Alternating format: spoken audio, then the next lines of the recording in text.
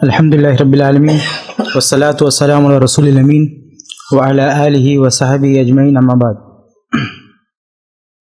عن انس بن مالک رضی اللہ عنہ قال قال رسول اللہ صلی اللہ علیہ وسلم اتقوا دعوة المظلوم وإن كان كافرا فإنه ليس دونها حجاب. رواہ احمد. مسند احمد کی ایک صحیح حدیث میں نے آپ کے سامنے پڑھی ہے جو حسن لغیری ہے. ترجمہ دیکھیں. صحابی رسول انس بن مالک رضی اللہ عنہ روایت فرماتے ہیں کہ اللہ کے رسول صلی اللہ علیہ وسلم نے فرمایا کہ مظلوم کی بددعا سے بچو چاہے وہ کافر ہی کیوں نہ ہو،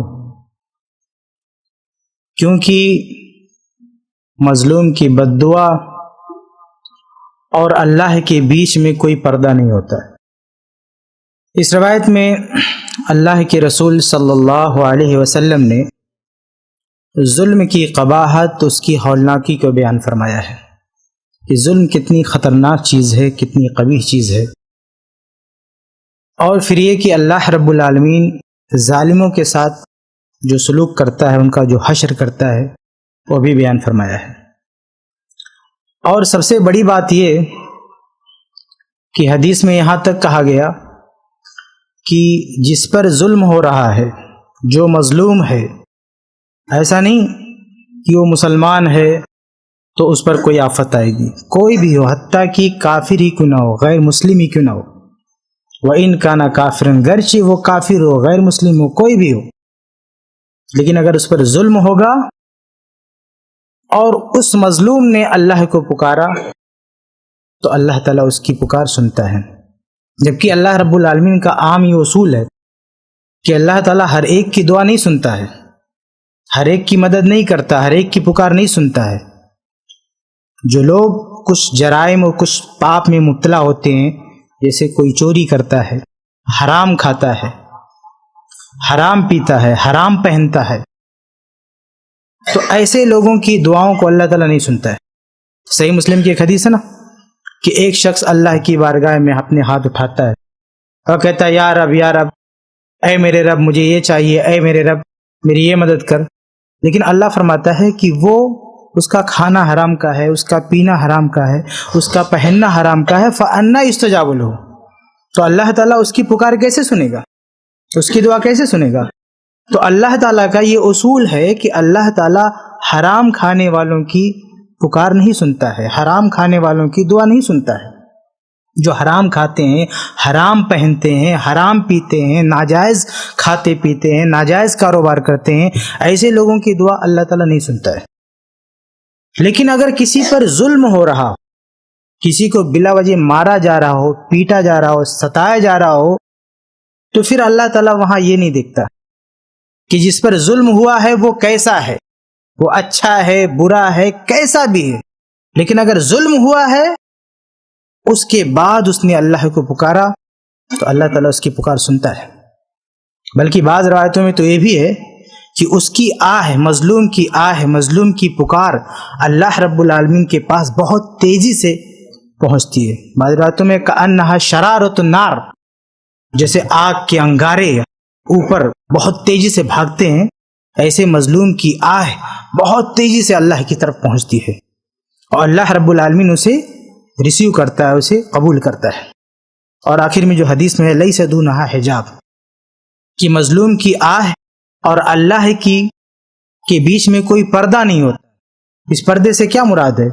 حدیث کے شارحین نے بہت ساری باتیں کی ہیں. اس میں ایک بات یہ ہے کہ جیسے ہماری بہت ساری دعاؤں کے بیچ میں کچھ پردے آ جاتے ہیں، اللہ اسے قبول نہیں کرتا. یہ پردے کیا ہوتے ہیں؟ جیسے میں نے ابھی بتایا کہ حرام کھانا، ناجائز کاروبار، حرام خوری، یہ وہ چیزیں ہیں جو ہماری دعا اور اللہ کے بیچ میں پردہ بن جاتی ہیں، یعنی اللہ اسے قبول نہیں کرتا ہے. لیکن جب ظلم کی بات ہوتی ہے تو کوئی پردہ نہیں رہتا.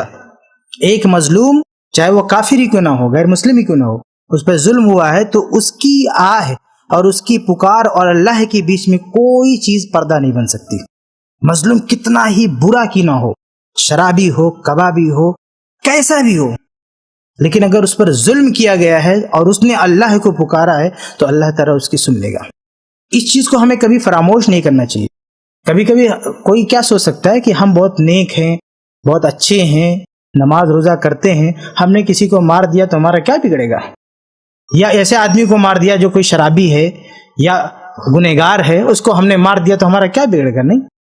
آپ نے بلا وجہ کسی پر ہاتھ اٹھایا، کسی بھی درجے میں اس کو تکلیف پہنچائی، مارا یا کچھ بھی کیا، تو اور اس نے اللہ رب العالمین کو پکارا تو اللہ رب العالمین کسی نہ کسی شکل میں اس کی پکار کو سنتا ہے اور اس کی مدد کو پہنچتا ہے، اور پھر ظالم کا بہت بھیانک انجام ہوتا ہے۔ جیسا کہ ایک دوسری حدیث میں نے آپ کے سامنے تفصیل بتلائی تھی کہ اللہ رب العالمین ظلم کی سزا اسی دنیا میں دے کر رہتا ہے۔ یہ اور بات ہے کہ ظالم کو اس کو پتہ نہ چلے، ظالم بغیر اپنے ظلموں کی سزا پائے اس دنیا سے جا نہیں سکتا۔ کسی بھی شکل میں اللہ تعالیٰ اس کو سزا دے سکتا ہے، کسی بیماری میں مبتلا ہو گیا، ایکسیڈنٹ ہو گیا، کچھ بھی ہو گیا، لیکن کچھ نہ کچھ اس کا بگڑے گا اگر اس نے کسی پر ظلم کیا ہوگا تو یہ بات ہمیں کبھی نہیں بھولنا چاہیے کہ اسی دنیا میں بغیر اپنی سزا بھگتے ظالم کبھی مر نہیں سکتا ہے۔ تو یہ اللہ رب العالمین کا اصول ہے کہ اللہ تعالیٰ ہر مظلوم کی پکار کو سنتا ہے، وہ کیسا بھی ہو، مسلمان ہو، غیر مسلم ہو۔ اور یہیں پر ایک جو ہے بہت ہی اہم چیز، بہت بڑی غلط فہمی کا ازالہ ہے اس میں۔ جیسے بہت سارے لوگ کہتے ہیں نا کہ اسلام دہشت گردی کی تعلیم دیتا ہے، یا اسلام کے بارے میں یہ غلط فہمی ہے کہ بھی اسلام میں یہ تعلیم ہو سکتی ہے قرآن میں، اللہ کے نبی کے فرمان میں، کہ کسی کو مار دو، کسی غیر مسلم کو جو مسلمان نہیں اس کو مار دو۔ آپ صرف اسی ایک جملے کی حدیث کو لے کر سوچیں کہ جس میں اللہ کے نبی اپنے ماننے والوں سے کہہ رہے ہیں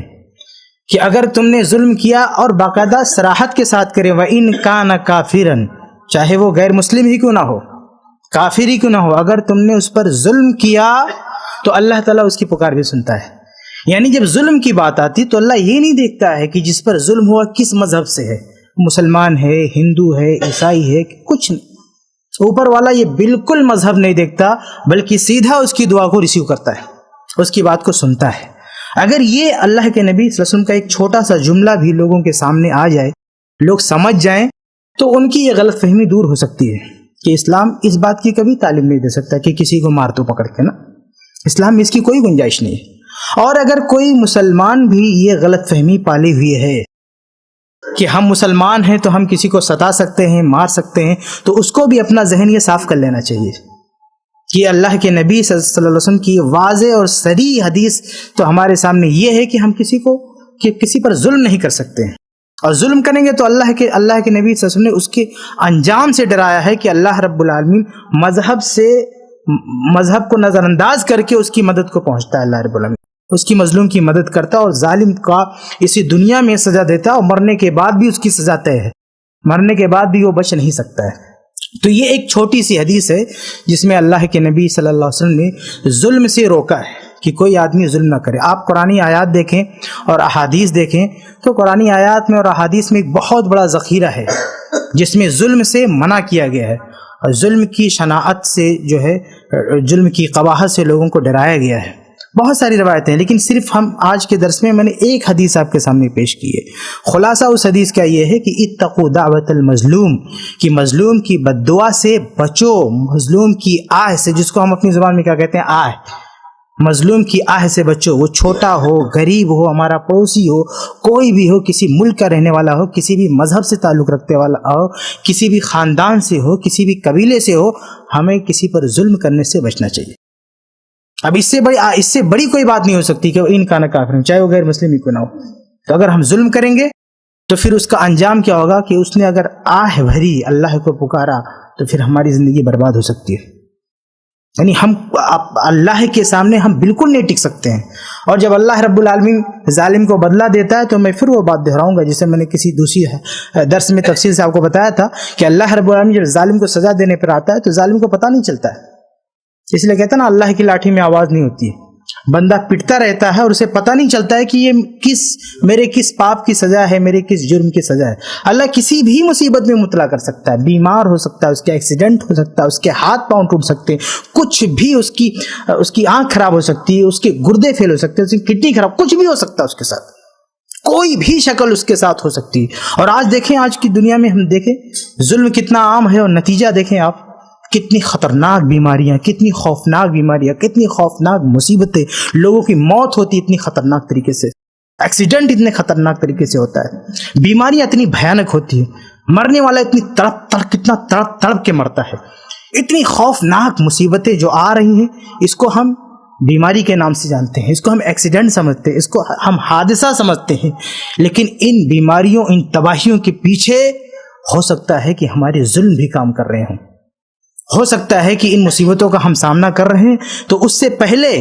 یہ مصیبتیں آنے سے پہلے ہمارے ہاتھوں نے کسی کو ستایا ہو، کسی کو پریشان کیا ہو۔ ضروری نہیں ایسا، اللہ تعالیٰ آزما بھی سکتا ہے۔ ہم یہ نہیں کہتے کہ جس بھی بیمار کو آپ دیکھیں، جس بھی مصیبت زدہ کو آپ دیکھیں، آپ یہ سمجھ لیں کہ وہ پاپی تھا، نہیں، ہو سکتا ہے اللہ اس کو آزما رہا ہو، مصیبت دے کے آزما رہا ہو کہ میرا بندہ کتنا صبر کرتا ہے، لیکن یہ بھی ہو سکتا ہے کہ اللہ اسے تڑپا رہا ہو، اللہ اسے سزا دے رہا ہو، دونوں باتیں ہو سکتی ہیں۔ اس لیے ہمیں بچنا چاہیے، ان خطرناکیوں کو دیکھنے کے باوجود بھی ہمیں سنبھلنا چاہیے۔ جن مشکل حالات سے ہم گزر رہے ہیں ہماری آنکھوں کے سامنے ہے، پوری دنیا میں کیا ہو رہا ہے، لوگوں کے ساتھ کیا ہو رہا ہے، ظلم تو ہو رہا ہے، ظلم کے علاوہ کی میں بات کر رہا ہوں، اسپتال میں کیا ہو رہا ہے، روڈ پہ کیا ہو رہا ہے، کیسے ہماری موت ہو رہی ہے، کیسے لوگوں کی جانیں جا رہی ہیں، ٹرین میں دیکھیں کیا ہو رہا ہے، کوئی جل گیا، کوئی کٹ گیا، یہ سب ایسے نہیں ہوتا ہے۔ اللہ رب العالمین دیکھ رہا ہے کس کے ساتھ کیا کرنا ہے، کوئی نہ کوئی مصلحت ہوتی ہے، ہمیں سے کسی کے ساتھ کچھ ہوتا ہے تو اللہ کی کوئی مصلحت ہوتی ہے، یا تو اللہ آزمانا چاہتا ہے کہ اس بندے کو لاؤ آزمائیں کہ اللہ پر اس کا ایمان کتنا ہے، اس مصیبت میں اللہ پر صبر کر پاتا ہے کہ نہیں کر پاتا ہے، یا پھر یہ کہ اللہ تعالیٰ سزا دینا چاہتا ہے۔ اس لیے خلاصہ یہ کہ ہمیں کسی پر ظلم نہیں کرنا چاہیے، اور نہ کسی بھی شکل میں، اگر ہم نے ظلم کیا ہے پہلی فرصت میں توبہ کریں، ورنہ کسی بھی شکل میں اللہ کی لاٹھی ہم پر برس سکتی ہے۔ اللہ رب العالمین سے دعا ہے کہ اللہ تعالی ہم سب کو اس ظلم و زیادتی سے بچائے اور کتاب و سنت پر چلنے کی توفیق عطا فرمائے، آمین رب العالمین۔ ومن احسن قولا ممن دعا الى الله وعمل صالحا وقال انني من المسلمين۔